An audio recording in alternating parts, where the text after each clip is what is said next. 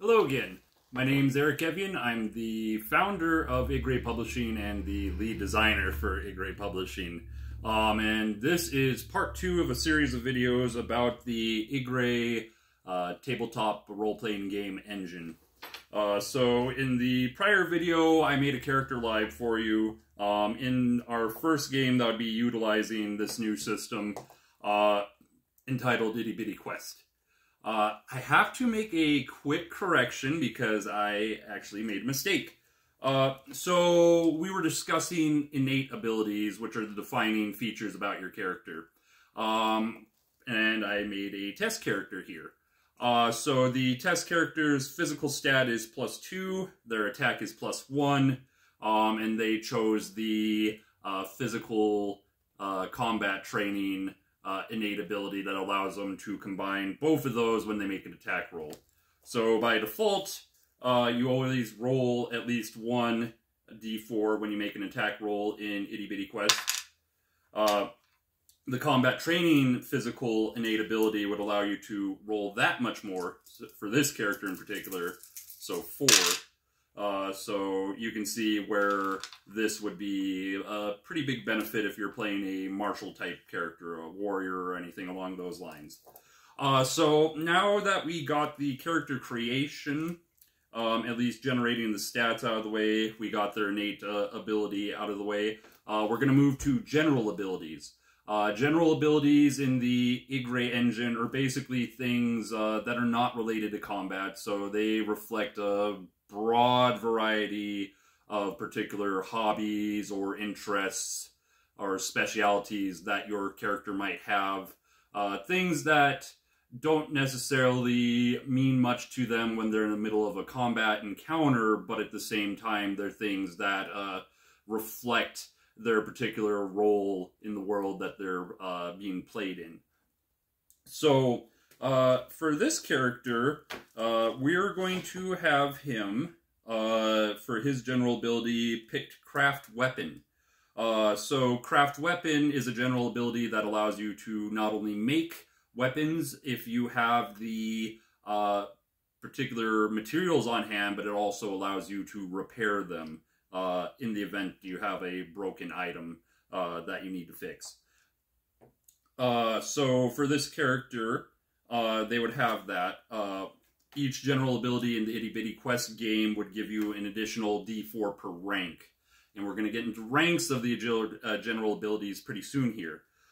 So we were talking earlier, so for your character, they're going to use various general stats. The Craft Weapon general ability would be dictated by the finesse stat of the character. So our test guy, he had no modifier whatsoever when it came to being able to craft weapons. So if he just did that without having that general ability, he would only roll 1d4. So if he picked that craft weapon general ability, he'd now have 2d4, so he would basically be receiving the benefit of an additional d4 every time he attempts to make a new weapon or repair one. So now you can see this is how the IGRE engine's basically reflecting the progression of your character. Wherein every single time you level up the character, they're not only going to receive the 1 innate ability as described earlier, but they also get 1 general ability, and they will get into 1 combat ability, which will be the focus of the next video. So if we go along this line and say this character has, they're level 4, and they've chose to rank up the craft weapon general ability 4 times. So this would be their first level, the second level, the third level, the fourth level, and then the default that everybody gets. So if they have 4 ranks in craft weapon, they would roll 5d4. There you go. And this basically works down the line throughout the system's progression as you continue leveling up. You could choose to pick a different general ability every time you level up. So in that example, say he took craft weapon, and then he took, I don't know, like say craft pottery. He wants to make, you know, nice ornate little pots on the side. So he could mix and match however way he wants to go about it. Say he puts 2 levels or 2 ranks into the craft weapon. So there he would have 3 D4, 1 for default, and then 2 for those 2 ranks in craft weapon. And then he put the other 2 into craft pottery. So there you go. Anytime he rolls for either of those 2 particular interests, he would have 3d4 instead of just 1, since his finesse was at 0 bonus or negative. So you can kind of see when it comes to your stats, the general abilities can actually make up the difference in the way your character can operate. Even if their general stat doesn't really reflect their particular interests or specialties, that doesn't prevent them from being able to do it. So, say your character, as this one has a 0 in finesse, he'd only be rolling 1d4 without the general abilities all the time, but since he's got these ranks into his general abilities, he's getting additional dies over and over again. So as said, you can basically mix and match and get different general abilities anytime they level up. Or you could just focus all of your ranks and the general abilities into a single one. For example, let's say we're playing a thief-type character that wants to be really good at sneaking. Let's say they have 10 ranks in the general ability for sneaking. So let's pick out 10 of those. And let's say that, hypothetically, their finesse is at +3.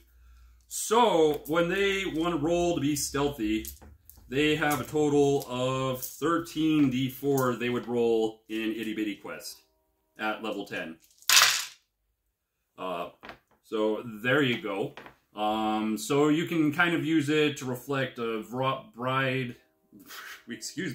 wide variety of different skills and interests your character might have, or you might choose to have them highly specialize into a single subject that they would probably be the best in the world that ever lived. So that's how the general abilities work. In the same way that you can use in Itty Bitty Quest the general abilities to rank up and add more D4s to your character. Innate abilities that were described in the previous video, there are some of them that would also allow you to do that for the particular ability your character is able to do, which would be discussed in further videos and in the engine itself upon further development as we hash out those specific features. But also, another thing you can do with the innate abilities is, say I'm not really satisfied with the general stats or the combat stats of my character. He has 0 finesse, and I really want him to get better, since he has no bonus to that particular stat whatsoever as I rolled him. So anytime I pick an innate ability, there are a number of improvement abilities in order to raise up the bonus of my character's general stats or their combat stats.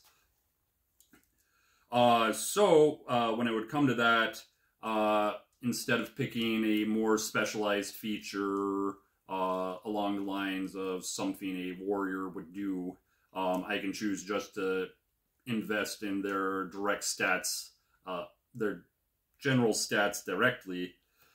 So if I put 3